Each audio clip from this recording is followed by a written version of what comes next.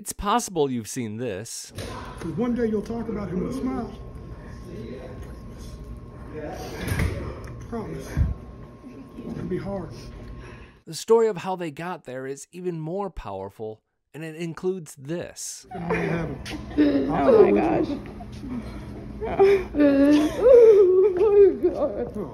And strangely this. But it starts with this. Baby, don't waste your time on me. It's Billy Dukes, and the young woman you saw hugging Jelly Roll is 16-year-old Abby Smith, and the second, older woman is her grandmother, Mania. Taste of Country talked to Abby, as well as Mania's daughter Chanell, about their impromptu visit with Jelly Roll last fall. A good portion of that meeting made the final cut of Jelly Roll Save Me, the documentary on Hulu. After Taste of Country wrote about it, Chanell reached out and shared their full story, as well as the cell phone footage you'll see throughout this video.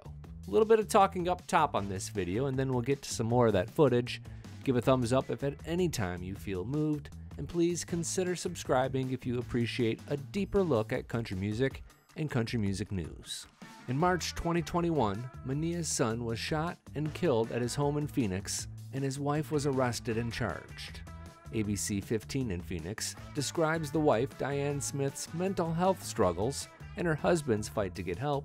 Chanell says they were all fighting and living in fear. Quote, "We had blankets covering our windows because ours was the corner house on the side of the street." She also describes a series of threatening or disturbing packages and how they bought an RV to stay mobile for about 4 months in late 2020 and early 2021. Somebody save me. That is the specific clip from Save Me that hit Chanell, and then her mother and niece. She says she was just cleaning house listening to music one day when the song began, and quote, "I just stood there and was like, oh my gosh, word for word that sounds like everything my brother is trying to say to us." You're so real. Different. You're so real. Thank you. Like, I know you hear this all the time, but thank you. After her father was killed, Abby says she went to live with her aunt and uncle in Tennessee. Last fall, they learned that he was playing Bridgestone Arena and the Grand Ole Opry, and they got tickets to both. In fact, they got a front row seat at the Opry, which allowed for this.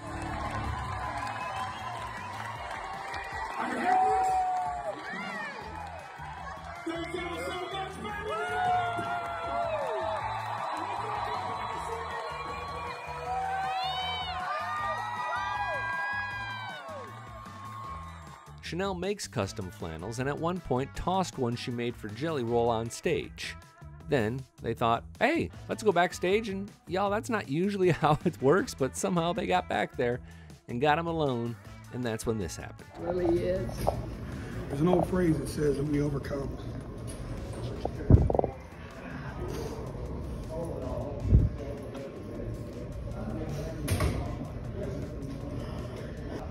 We overcome by the power of our testimony. You have a real strong testimony. She does. And you're going to do a lot of good for the world with it one day. You hear me? You cry about it every time you want to. You never let nobody tell you how to breathe. You take your time. Talk about him every day if it's what it takes for you to get through it. Because one day you'll talk about him with a smile. Promise. It's going to be hard. This is where the documentary ends, but we're going to bring you up to speed.